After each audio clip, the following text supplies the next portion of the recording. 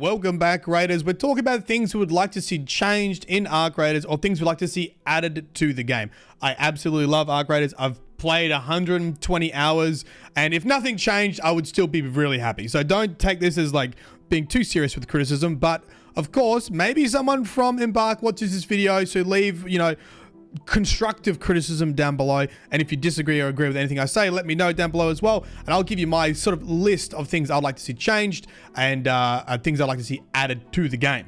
In the number one spot, spawns. I would love to see Embark make comment on late spawns, specifically like getting into a game like at 17 minutes, like basically half the game is done and the loot has been gone. I think especially like early game, it was kind of okay because people were still questing. But as we get to late game, unless you're going to PvP, it does kind of feel sucky to spawn in late.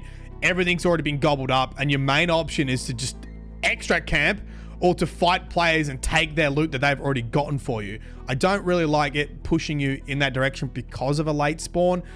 Some of the maps are okay, but I think Stella Montes is awful for late spawns. I think that one 100% shouldn't have late spawns for Stella Montes. So I would love to see comment from them and why they have so many late spawns in the game. And maybe it was to do with just making sure lobbies were full. But I think the game's been so successful now, I think they can start looking at their matchmaking again. You get games very quickly. I don't feel like there's a super need for late spawns, and I hope that they might adjust that. The next thing is balancing. I think this is just an ongoing issue with any game. There are some things that are very oppressive and outperforming everything else. I never say it wrong. I want to say Venator. Venator. Venator is like crazy time to kill, and it's a blue item. I think it's outperforming everything else. I think it needs to be touched. Same with things like the shotgun animation glitch.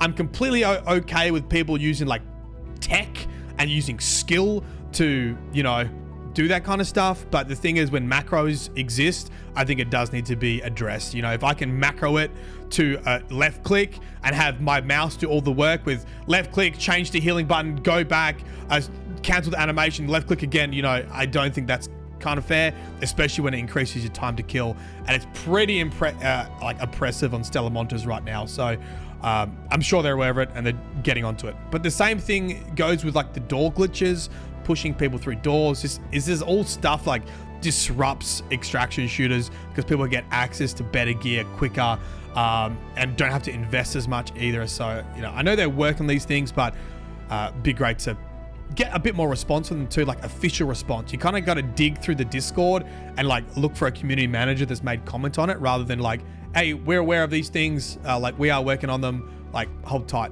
essentially. On the topic of balancing, I am interested in hearing your thoughts about shields and epic items. I feel like everything is very competitive at the moment. I don't see a huge incentive for running like epics and running like epic shield and epic weapons when you can like juice out a Stitcher. And there's definitely good and bad side to that. Like, it's good that you can be competitive with cheap loadouts. That keeps the game balanced. But also there's a part of me that feels like, well, what's the point in like leveling up my workshop? What's the point in like risking everything? I might as well just run free loadouts. I don't know where the solution is. It's just kind of how I feel about it, is like, most things feel balanced with the exception of something like that blue pistol or someone using an animation glitch on the shotgun. Right, next thing, quests. I think the biggest thing when you start playing this game is just quests not giving you XP rewards. I feel like quests should give you XP reward. You should be rewarded a bit better for doing quests. At the moment, they feel like tutorials for the game, which is not a bad thing because it makes you discover things in the game. But I think at the very least, they should give you XP. I think they could also give you some better rewards. I would personally like some more blueprints from them. I think a guaranteed way to get a blueprint would be nice for certain items. I know you get some already, but I think you could probably get more. Or they need to change the drop rate of blueprints, because I don't know. I haven't seen a blueprint in forever. I saw a bunch of like first week, and then maybe I'm just looting the wrong locations, but they seem very elusive at the moment. I also think it would be nice to get like a big reward for completing every quest. Other games do this. You get like a Kappa case in Tarkov, which actually expands your safe pocket. I'm not saying it needs that, but I think a nice big reward at the end would be cool. Even if it's just like permanently increasing your stash by 10 spaces. I think that would be nice. Skill tree. I think the skill tree needs a little bit more work still. I think there could be more clarity around what perks do. I know they want people to like experiment with them, but I think the issue is because there's no respec, it kind of feels like you're going in blind and speccing into stuff that you don't really know how it works yet. Of course, this will be like figured out, and the more wipes you have and the more times people play the game, you're going to learn what perks are good. But it does kind of feel sucky at the beginning of playing the game and not really knowing, not being much clarity in the skill tree, and kind of just blindly specking this stuff and then realizing it's not so good. I think overall the skill tree could use a little bit more polish. I think the end perks in the skill tree, some of them just don't feel like end game perks either. I think this is all part of, I think the reason why is I want to make the game feel very balanced. But when you make it too balanced, it doesn't feel like there's much reward for doing your skill tree stuff as well. So I don't know. If you make the skill tree too powerful, then you get this real big gap between absolute degenerates who have more time to play in the game, and then they get all these really top tier perks. I mean, it happened with Security Breach, right? People who got to Security Breach first got to reap the rewards of it, and then it got nerfed before everyone else got there. So like, it is a complex topic. I think at the moment, I would just like to say, I think it needs a bit more polish. I don't know exactly what that involves. Maybe it's just more clarity in the skill tree, and maybe switching the perks up in the skill tree when they have like big drops or big seasons or, you know, new things coming along. Story wise, I think the story elements are probably the weakest part of the game. I think the AI voice acting definitely does not help it. I would love to see a bit more character, a bit more development into the vendors, and a little bit more story along with it. It's not essential, but I think now that the game has been successful, I would like to see a little bit more in that direction. I know there's a huge push from people to want a PvE mode. I've already talked about this many times, but I would like to interact with a campaign PvE mode. I think that's something that would be fun to help build the story a little bit more and get to know the vendors a bit more, and, you know, have a bit more world building, because the environmental world building is very good. It's just like the hub world, your menu system really breaks a lot of that like immersion. So something else around there could be nice. Let's talk about the end game. The projects, like the expeditions, I think are a really good start. Dumping resources into that. Similar to the skill tree though, I think some more clarity around what the rewards are. Like, I know there's a list. It tells you what's wiped, what's not wiped, what you keep, what you don't keep. And it tells you a little bit about like what you're going to get for your stash value when you wipe. But I think for so much investment, there probably needs to be a little bit more clarity there about investing into that end game and completing your expedition as well. I also would like to know, like, do permanent rewards stack? Like, if I wipe with the expedition and my stash size increases, can I then wipe again and increase my stash size again? Like, is there a chase there for like ongoing, you know, material costs for doing this expedition? And if I do multiple seasons in a row, is there like an ongoing build up that doesn't, you know, make the game not balanced?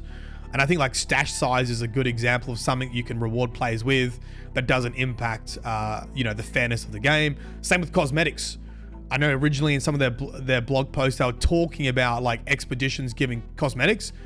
We haven't seen them yet. I think they should show you what cosmetics you get for wiping as like an incentive to do it. I also think endgame wise, blueprints are in a weird spot. I don't know if they need to drop more, but it feels like the drop rate on blueprints are really low, and it's kind of like an endgame chase. Like once you've done everything to chase blueprints, but it feels a little bit hopeless, so you just don't do it anyway. I don't know. I think something needs to happen with the blueprints to make them feel like achievable, and also a chase, and that you can actually get them, and so you want to do them, but not obviously super easy. I don't want them to give them to you. I just want something to work towards. On to the topic of cosmetics. We had a lot of people suggest in the chat about mixing sets together. I really like all the cosmetics. I like the sets. I like the way you can change stuff and take hoods off and take caps off and take bits and pieces off the set. It would be cool to mix them together though. I think that would be the next step in cosmetics, is to mix them together. And also, like I mentioned before, I think like Endgame achievements. Like there should be some cosmetics in there as well. People mentioned in my Twitch chat, like, you know, why not have like a cosmetic for farming the queen or farming like a certain type of arc? You know, if you get so many materials of this arc, like it could be another material sink to get like a specific cosmetic set. I think that would be pretty fun as well. I know that they obviously reserving a lot of cosmetics for, you know, money that you have to pay for, but I think having cosmetics you earn as well, not just through, I guess you earn them through the deck, but you have to buy decks. There's some free decks and some bought decks. I don't know. It could be a cool thing to like craft cosmetics. Let me know what you think. Gameplay. All right, so they're the main things I think I would like change. And here are some suggestions I think of things that would benefit the game. These are like my wish list, things that would be fun, I think would benefit the game. I would love to be able to drop items whilst crawling. At least look into my inventory and drop things. I don't think you should be able to interact with your safe stash while you're crawling. I think like, you know, you need to put things in your safe pocket before you die. But like, I would love to be able to have defibs outside of my safe pocket and be able to drop them for people and be like, listen, here's a defib. Can you get me up? I think it could be fun to be able to drop some of your loot. We talked about a dog tag system. I think it would be really fun when you go into a lobby that you could check who killed who. Like if you see a body, and other games do this, they have like a dog tag system and you can see which player killed them. I think it could be a fun like mini detective game, especially Stella Montes, where there's like bodies everywhere and you could go check them and be like, oh, they were killed by Big Gamer 42069. If I see them in prox chat, I might need to be a little bit mindful of them. More encouragement for PvE events. I would much prefer them not de-incentivize PvP, but just incentivize PvE and have things like the community bunker. On that note, I do think there needs to be some communication from Embark. I don't want them to tell us how to solve the puzzle, but I would like them to say, you can solve this. This puzzle is solvable right now, because it does feel really hard to work together with people. There's always some dude that just shoots down every argument. He's like, nah, you just have to download these and upload them. Like, I would love for Embark to just say, this puzzle is solvable. You have not solved it. It is doable. So people would put a little bit more effort into working as a team. And that's kind of what I would love to see, is just more of these incentivized PvE options. But not, of course, I'm still advocate for PvP. And I've already had that discussion before. I've seen a lot of people talk about like a bounty hunting system for people that do a lot of PvP. Listen, we basically couldn't agree on anything in the chat. I think everyone's going to have different opinions about this. I think it's a complicated issue. I think free loadouts are so competitive. There's no risk for you to just use a free loadout and go in and see if you can nab a geared player. I think there's other things that are happening, and I don't really have a solution. But I've heard you. I've heard a lot of people talking about like a bounty system when it comes to PvP. We talked about other map conditions that rotate like loot hot zones, which I think is a really good idea. It kind of happens with Spaceport. Like it directs the traffic to obviously the tower, which was kind of there before, but puts even better loot there. I think those kind of map events are really cool because eventually you start playing every map the same. You learn your routes, you learn which way you want to go to farm all the best loot.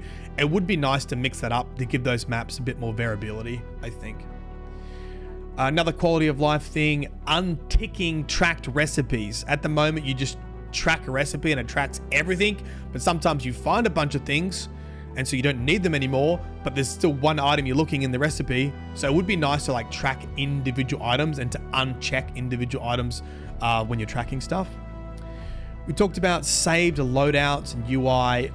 I still, every time, like the interaction between workshop, trader, and inventory feels really clunky in the UI.